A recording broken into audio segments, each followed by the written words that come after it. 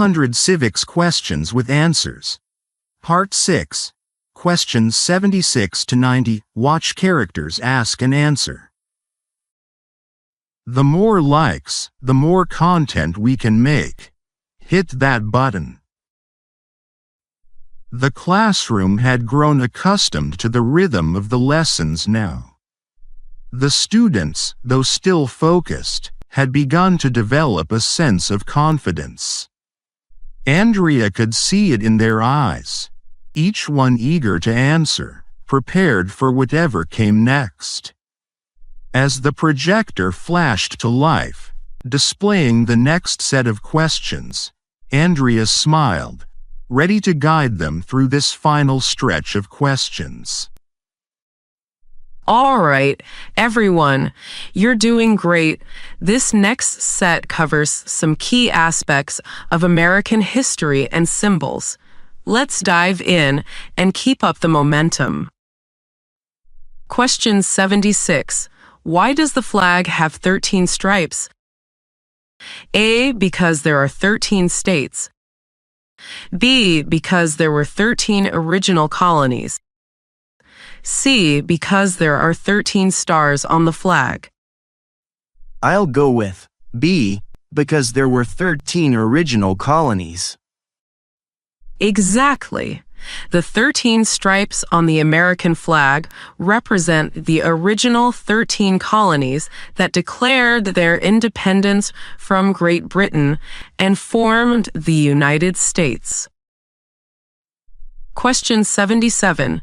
Who is the Chief Justice of the United States now? A. John Roberts. B. Ruth Bader Ginsburg. C. Clarence Thomas. I'll go with A. John Roberts. Correct. John Roberts is the current Chief Justice of the United States. He has held this position since 2005 and oversees the decisions of the U.S. Supreme Court.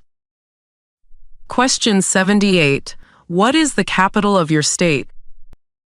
A. Answer depends on where you live. B. Washington, D.C. C. New York City.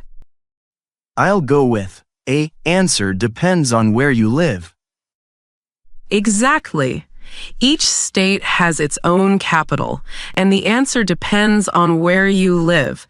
The state capitals are where the state government operates and make decisions about state laws and policies. Question 79. What is the name of the Speaker of the House of Representatives now? A. Mike Johnson. B. Nancy Pelosi. C. Kevin McCarthy. I'll go with A. Mike Johnson. Correct. Mike Johnson is the current Speaker of the House of Representatives. He leads the House and helps guide legislation through Congress. Question 80. What happened at the Constitutional Convention? A. The Bill of Rights was created. B. The Declaration of Independence was signed. C. The Constitution was written. I'll go with C. The Constitution was written. Exactly. The Constitutional Convention, held in 1787, was where the U.S. Constitution was created. Delegates from the states gathered to design a new system of government after the Articles of Confederation proved inadequate. Question 81. What is the name of the President of the United States now? A. Joe Biden. B. Donald Trump. C. George Washington. I'll go with B. Donald Trump. Correct. Donald Trump is currently the President of the United States. He was elected in 2024, following his previous term from 2017 to 2021. Question 82. What ocean is on the west coast of the United States? A. Atlantic Ocean. B. Pacific Ocean. C. Indian Ocean. I'll go with B. Pacific Ocean. That's correct. The Pacific Ocean lies on the west coast of the United States, stretching from California up to Alaska. Question 83. What is freedom of religion? A. You can practice any religion or not practice a religion. B. You must follow the state religion. C. Religion is not allowed in the United States. I'll go with A. You can practice any religion or not practice a religion. Exactly. Freedom of religion, protected by the First Amendment, ensures that Americans can practice any faith or choose not to practice any religion without fear of government interference. Question 84.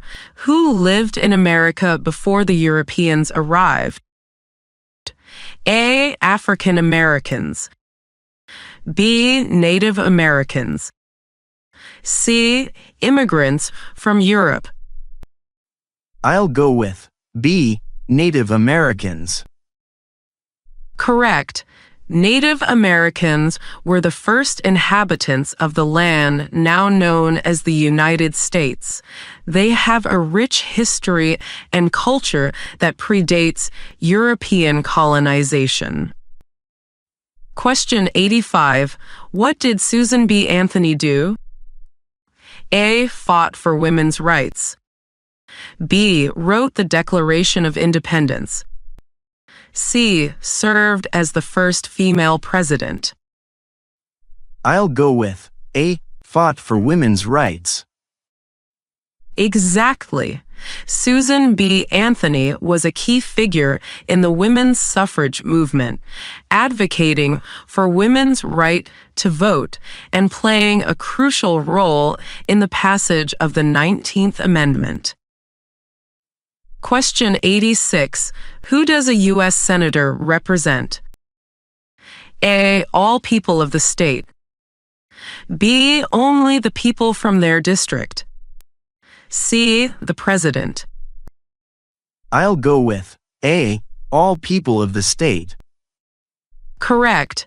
U.S. Senators represent the entire state, regardless of party or district. They serve to ensure that the interests of all their state's residents are considered in the legislative process. Question 87. What is the supreme law of the land? A. The Declaration of Independence.